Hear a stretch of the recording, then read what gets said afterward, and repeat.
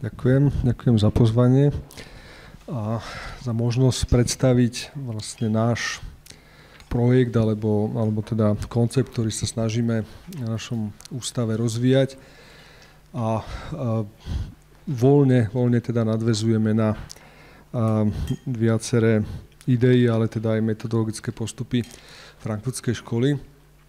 A teda vopred sa ospravedlňujem, ja som nie celkom bol oboznámený s tým, aký formát vlastne tohto podujatia je, čiže možno, že to bude vyzerať príliš akademicky, tá moja prednáška. Povedal som teda, že nadväzujeme na niektoré idei frankfurtskej školy. Ja som tu vypichol dva podľa mňa kľúčové citáty teraz z českých vydaní dvoch textov, dialektika o osvícenství a problémy legitimity v pozdním kapitalizmu. Každý pokus zlomiť prírodní nutnosť narušením prírody jen o to hlbej upadá do prírodní nutnosti, tak probiehla dráha európskej civilizácie. Veľmi silné tvrdenie a ja by som ho ešte pritvrdil nie len európskej civilizácie, čo sa podľa mňa naplno ukazuje práve v súčasnej situácii. A to, na čo poukázal Habermas v 70. rokoch a k čomu sme sa s veľkou pravomocou priblížili, absolútne hranice rústu sú dané ekologickou rovnováhou a zároveň kapitalistické spoločnosti nemohou obmedzovať imperatívy rústu bez toho, že by sa vzdali princípu svojej organizácie. A to je jeden z hlavných dôvodov, prečo sa vlastne globálna civilizácia potáca na hrane klimatického kolapsu, ale nie len, ale nejdem teraz rozobrať všetky tie ďalšie sféry klimatického planetárneho systému, ktoré vlastne kolabujú alebo sú teda vyvedené zo stavu relatívnej dynamickej stability, ktorá vlastne určovala planetárny režim holocénu, teda toho obdobia, ktorý trvalo zhruba 12 000 rokov a jediného obdobia, v ktorom vznikla civilizácia. My sme momentálne, keď sa teda pozrieme na tie čísla, ktoré charakterizujú stav planetárneho systému, kolobeh uhlíka, dusíka, fosforu, salinita, acidita oceánov, globálne teploty a tak ďalej, tak jednoducho už nežijeme v klimatickom režime, ktorý umožnil vznik civilizácie. A z môjho pohľadu je veľkou otázkou, či civilizácia bude môcť prežiť v tomto novom režime. A ešte závažnejšou otázkou je, za akú cenu bude môcť prežiť. Pretože to, prečo sa vlastne snažíme rozvíjať koncept environmentálnej demokracie, a poviem to hneď teraz ako formu reálnej utopie, čo je vlastne ďalší Habermasov pojem, je vlastne snaha cez takúto utopistiku postaviť alternatívnu víziu tendenciám k autoritarianizmu, k environmentálnemu autoritarianizmu, ktoré sú viditeľné takmer vo všetkých krajinách sveta, v tých krajinách, kde už reálne dochádza k tej situácii nedostatku vody, nedostatku potravy, nedostatku prístrešia, ktoré môže ľudí ochrániť pred klimatickými extrémami, tak tam veľmi rýchlo aj krajiny, ktoré sa nominálne označujú za demokratické, alebo teda ústavne by sme povedali, že sú demokratické, tak vlastne začínajú aplikovať to, čo nazveme environmentálny autoritarianizmus, teda nejaká forma prídelového systému, ktorý ale samozrejme hlboko nedemokraticky, nespravodlivý. Naplno sa potom vlastne ukazuje to sociálne rozdelenie spoločnosti. Jednoducho tí bohatí majú vždy viac možností sa ukryť, utiecť, získať nejakú ochranu, nehľadovať a nebyť odkázaní na prídely vody. A tí chudobní sú vlastne ponechaní svojmu osudu. Čiže už v roku 2019 vysoký komisár OSN pre ľudské práva utečencov varoval pred tým, že politika krajín globálneho severu vykazuje všetky znaky klimatického apartheidu. A to teda zďaleka sme neboli v takom poviem to tak srabe, ako sa to ukázalo tento rok, keď vlastne všetky ukazovatele, či už koncentrácia CO2 v atmosfére, teplota globálneho oceánu, teplota globálnej atmosféry vlastne vyskočili nie lineárne, ale doslova došlo k skokovému nárastu, čo znamená, že s veľkou pravdepodobnosťou planetárny systém prekročil jeden z tých typing pointov a s veľkou pravdepodobnosťou nie je cesta späť minimálne najbližších niekoľko desiatok tisíc rokov. A toto je tá otázka, že ako toto dokáže spoločnosť prežiť, s akým politickým systémom tento nový planetárny režim môže fungovať. Čiže vychádzame vlastne z toho, že demokracia je veľmi, veľmi teraz zjednodušene povedané nejaký normatívny koncept, ktorý stojí na nejakých imperatívoch, na nejakých princípoch a podľa mňa tie najzákladnejšie sú princíp rovnosti a systém slobôd. Vo väčšine štátov, ktoré teda môžeme označiť za ústavné demokracie, sú tieto princípy nejakým spôsobom vtelené do ústavných systémov a tá rozličná kombinácia, rozličný dôraz toho, ktorý princíp je ako v ktorom štáte preferovaný, tak sú tam potom tie rozdielne formy demokracie. Faktom ale je, že tie tzv. Reálne existujúce demokracie, teda to, čo je tá politická realita, v ktorej aj my žijeme, sú niekedy, respektíve som tak, že čoraz viac vzdialené tým ideálom, ktoré sú zakotvené v ústavách. Ja som často študentom hovoril, že je historicky veľmi ojedinená situácia, že to, čo je napísané v ústave, je aj realitou politického života, ale pokiaľ je dlhodobejšia tendencia sa vzdialovať od toho, čo je napísané v ústave, tak jednoducho sa dostávame do určitého rozporu, ktorý teda môže vyústiť buď do revolučnej situácie, alebo do nejakej formy občianskej vojny, alebo do kolapsu politického systému. Taký jednoduchý prípad, keď sa pozriete na ústavu z roku 1948, tak na papieri vyzerala pomerne demokraticky, politická realita 50. rokov bola kdesi úplne inde. Tá dichotómia medzi tým, čo bolo napísané v ústave a čo bola politická reália, bola veľmi veľká. No a to, v čom momentálne žijeme, je podľa mňa práve tá situácia, kde ústavné princípy a ústavné práva zostávajú v lepšom prípade v tých ústavných listinách a politická realita, sociálno-environmentálna realita čoraz väčšej časti populácie jednoducho začína byť veľmi vzdialená. Čiže potom tá kritika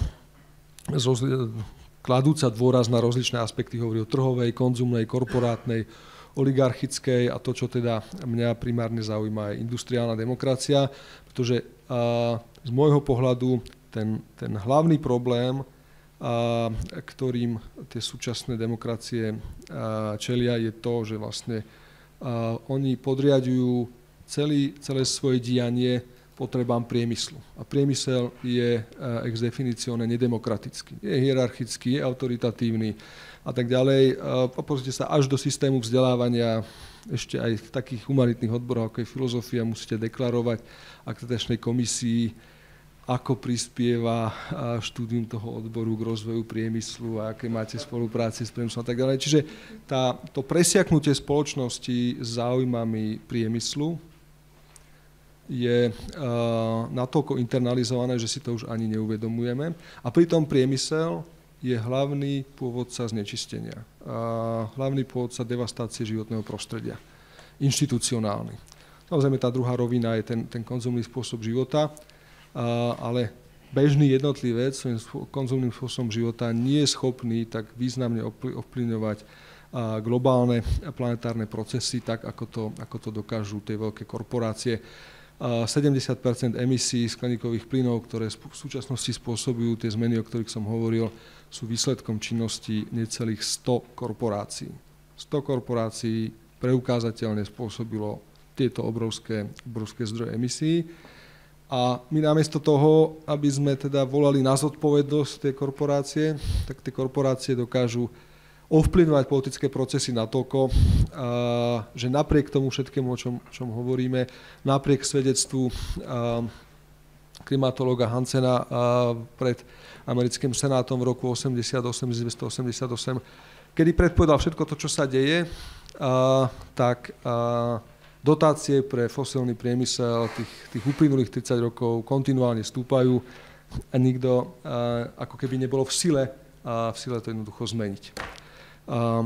Čiže to, na čo my nadväzujeme, alebo čo sme sa teraz snažili postaviť ako nejaké východisko, je vlastne koncept environmentálnej politickej filozofie. Všetko to, o čom hovorím, je výsledkom nejakých politík. Priemyselné politiky, energetické politiky, politiky, ktoré rozhodli, dajme tomu, o tom, že britské lodstvo prechádza z plachiet na uhlie, z uhlia na ropu, majú ďaleko siahle aj environmentálne dôsledky, ktoré presahujú často cez storočia, teda budú ovplyvňovať planetárne prostredie ešte niekoľko storočí minimálne. Jedno politické rozhodnutie, prechádzame z jednej technológie na druhú. Tu sú hneď dva momenty. Politické rozhodnutia a technologické rozhodnutia, ktoré majú obrovské environmentálne dôsledky. V podstate ani v krajinách, ktoré považujeme za vzor demokracie, nie sú pod demokratickou kontrolou. Toto je jeden z hlavných problémov. Čiže vychádzame z tézy, že všetky ľudské aktivity majú environmentálne predpoklady, už som o tom hovoril.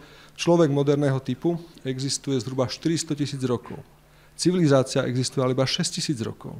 Iba v určitom konkrétnom klimatickom období mohla vzniknúť organizovaná ľudská spoločnosť väčšieho rozsahu, ktorá teda mohla prerásť do civilizácií. A to obdobie práve tá civilizácia, globálna civilizácia zničila. Čiže všetky ľudské aktivity majú zároveň aj environmentálne dôsledky. To sú dve základné premisy, ktoré ale nie sú vtelené do politických systémov, dokonca ani do formulácie politických princípov. To, že akýkoľvek politický systém je determinovaný environmentálnymi podmienkami, intuitívne chápali Montesquieu a Rousseau. V ich textoch sa to objavilo, ale v tom hlavnom prúde politického myslenia, ktoré stotožňujeme s Mordenerom a ktoré teda viedlo k tomu, čo nazývame súčasný konštitucionalizmus, a toto nikdy nebolo naplno reflektované. Vždy to bolo niekde na okraji. Vždy bolo životné prostredie považované za externalitu. Niečo, čo je v pozadí. Bola to scéna, na ktorej sa odohrávala dráma ľudských dejín, boj za ľudské práva, boj za emancipáciu sa vždy dial v nejakom prostredí a to prostredie bolo považované za dané, za nemenné a teda z pohľadu priemyslu za voľne k dispozícii, za lacný zdroj, ktorý je možné kapitalizovať, ktorý je možné premeniť za zisk. Keď to prenesieme do 20. storočia, do druhej polovice 20. storočia, nominálne demokratické alebo ústavné systémy demokratických krajín sa opierajú o Všeobecnú deklaráciu ľudských práv, ktorá definuje právo na život ako základné ľudské právo.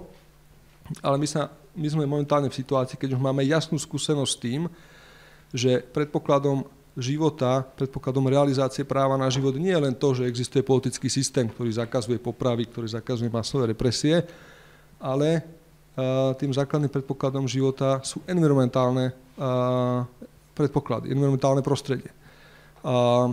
V súčasnosti podľa zdrojov OSN je na úteku 110 miliónov ľudí prevažne z environmentálnych dôsledkov. Jedna z hlavných príčin občianskej vojny v Sýrii, ale aj nepokoj v Severnej Afrike je kolaps miestnych ekosystémov, ktoré už nie sú schopné miestne populácie zásobovať vodou, potravou, úplne najzákladnejšími vecami. A zhodou okolností celý priestor Južného stredomoria, Blízkeho východu, cez väčšiu časť Indie, až po to, čo sa klasicky nazývalo Indočínou, je podľa viacerých štúdií vystavené riziku, že v priebehu niekoľkých, maximálne 10 ročí sa v tejto oblasti budú pravidelne opakovať vlny horúčav s teplotami nad 50 stupňov, ktoré sú nezlučiteľné s ľudským životom. Tieto vlny horúčav sa vo veľkých častiach Indie, Pakistanu a Iránu, ale minulý rok už aj v Bagdade a v ďalších oblastiach Blízkeho východu objavujú už niekoľko rokov po sebe s teplotami cez 50 stupňov a všade sa opakuje ten istý scenár. Tí bohatí sa môžu schovať v klimatizovaných priestoroch a tí chudobní umierajú na uliciach. A v tomto priestore žijú 3 miliardy ľudí a tie predpovedné mapy hovoria že tieto vlny horúčav sa budú v týchto oblastiach objavovať pravidelne a budú trvať niekoľko týždňov. To znamená, buď tam nastane to, čo sa začína označovať ako ekologický holokaust, alebo tí ľudia jednoducho budú odtiaľ utekať. Pretože jediný spôsob, ako si môžu zachrániť život, je utiesť z oblasti, ktoré sa stanú neobývateľné. A to nie je len otázka toho, že tam bude horúčava, ktorá sa nedá prežiť. V niektorých oblastiach Indie je voda na prídel už niekoľko rokov a armáda tam musí udržiavať poriadok, pretože tam dochádza k obrovským bitkám o fľašu vody, čiže naozaj tam nastala hobsovská situácia boja o holý život. A samozrejme, že v tejto situácii hovoriť ľuďom v Indii, ale žijete v najväčšej demokracii sveta, máte právo voliť, je proste ilúzia.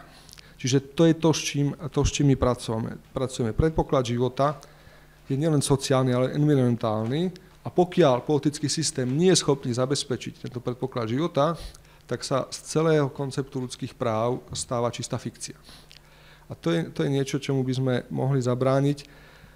Samozrejme, tie súčasné ústavné systémy sú samé o sebe rozporné, sľubujú veci, ktoré nemôžu splniť, ktoré sa vylúčujú a tak ďalej. Čiže je to systém, ktorý je svojím spôsobom veľmi labilný a veľmi nestabilný a nejdem toto teraz rozobrať hĺbšie. Hovoril som o tom, že tá kritika z môjho pohľadu, to z pohľadu environmentálnej politickej filozofie, poukazuje pre všetkým na to, že tie súčasné demokracie sú predovšetkým industriálne demokracie. Sú proste podriadené záujmom priemyslu, organizácia spoločnosti, organizácia vzdelávania je podriadená vlastne princípom, ktoré vznikli a sú overené v industrializme. Možno aj vy tu máte také vyjadrenia v slovenských verejnoprávnych médiách, to zaznieva pomerne často, keď sa nejaký podnikateľ rozčuluje, že čo si to vlastne tí ľudia dovolujú, veď demokracia končí na bráne fabriky. Tam je úplne jasne povedané, že vlastníci priemyslu nie sú ochotní rešpektovať základné ústavné princípy a nikto sa už nad tým ani nepozastavuje. A je to len otázka času, že ako v takomto systéme dlho vôbec môže vydržať aspoň tá formálna stránka demokratickej organizácie spoločnosti. Čiže environmentálna demokracia je koncept, ktorý je formulovaný ako ideál, ktorý predpokladá, že dokáže prekonať to, čo industriálna demokracia urobiť nechce a nemôže, to znamená účinne kontrolovať ekonomickú a technologickú moc. Som tu uvedol tie dva príklady. My vieme, že veľkú časť devastácie životného prostredia spôsobuje fosilný priemysel, alebo teda ropný priemysel, vo všeobecnosti energetika. Vlády napriek tomu tento priemysel neustále dotujú alebo daňovo zvýhodňujú. Pritom zároveň svojim obyvateľom sľubujú demokratickú formu vlády, podiel na kontrole verejných výdavkov a garancie práva na život. Čiže environmentálna demokracia predpokladá jednak potrebu a zároveň možnosť obrátenia tejto politiky. To znamená, je to určitá forma utopizmu, formulovaná úmyselne ako opak, ako vizualizácia konceptu, ktorý je schopný prekonať dystopiu, ku ktorej vlastne smerujeme. Že svet, v ktorom sú na úteku 3 miliardy ľudí, si asi nikto nevie predstaviť. A predstava dokonca aj niektorých slovenských politikov, nedávno som s nimi mal možnosť hovoriť, že to sa dá vyriešiť vojensky, je jemne povedané naivná, ale teda v horšom prípade to znamená vlastne globálny konflikt typu, ktorý si neviem predstaviť. A najdesivejšie na tom je, že každá vojna je vždy aj formou ničenia životného prostredia. Ničenie životného prostredia bežným spôsobom života je desivé, ale to, čo dokážu robiť súčasné zbrane, už len tým, že likvidujú infraštruktúru, ktorú treba na novo vybudovať, a to znamená ďalšie čerpanie zdrojov planéty, ďalšie emisie, pretože čokoľvek vyrábate, presúvate, staviate, všetko je to zdrojom emisí, je zdrojom ďalšieho znečistenia. To je niečo, čo by si ľudstvo už nemalo dovoliť, ak teda nebudeme považovať tú politiku globálneho apartheidu alebo dokonca klimatického holokaustu za niečo, k čomu sa verejne prihlásime, aj keď teda hovorím, ja sledujem, že už viacerí politici s tým dokonca nemajú problém. Čiže tie východiska tohto konceptu Už som ich do určitej miery naznačil. Konečnosť prírodných zdrojov zatiaľ žiadny ústavný systém neberie do úvahy. Žiadny ústavný systém zatiaľ neberie do úvahy zraniteľnosť planetárneho systému. Všetky ho považujú za samozrejmosť. Proste žiadny ústavný systém to doteraz proste netematizuje. Žiadny ústavný systém netematizuje existenčnú závislosť akéhokoľvek organizovanej spoločnosti na kvalitného životného prostredia.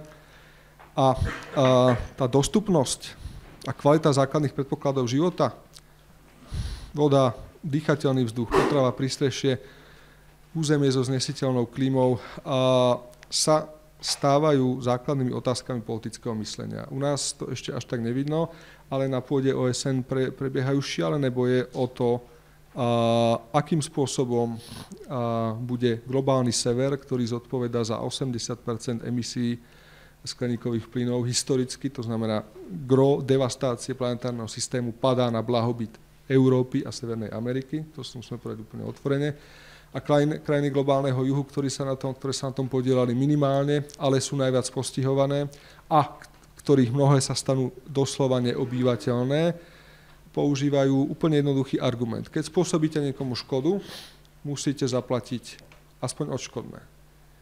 A krajiny globálneho severu na pôde OSN odmietajú akúkoľvek debatu na túto tému. Ten spor sa vyostruje a bude sa vyostrovať ešte viac, pokiaľ tie oblasti, o ktorých som hovoril, sa budú stávať neobývateľnými. Čiže inými slovami, keď sa vrátime na začiatok, tak každá snaha zlomiť prírodnú nutnosť viedla len k ďalšej nevyhnutnosti do toho vstupovať. To je princíp, ktorý podľa mňa musia ústavné princípy začať rešpektovať.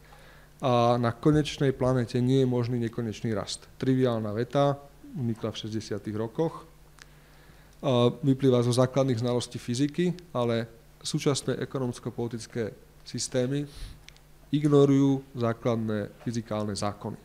Nemôžete šoferovať auto, respektíve môžete, ale keď nebudete rešpektovať základné fyzikálne zákony, tak skôr či neskôr vás budú dávať do vreca.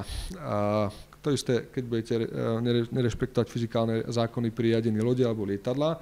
A je zaujímavé, že je v podstate akceptované, že môžeme riadiť spoločnosť spôsobom, ktorý vo svojich základných princípoch odmieta rešpektovať základné fyzikálne zákony.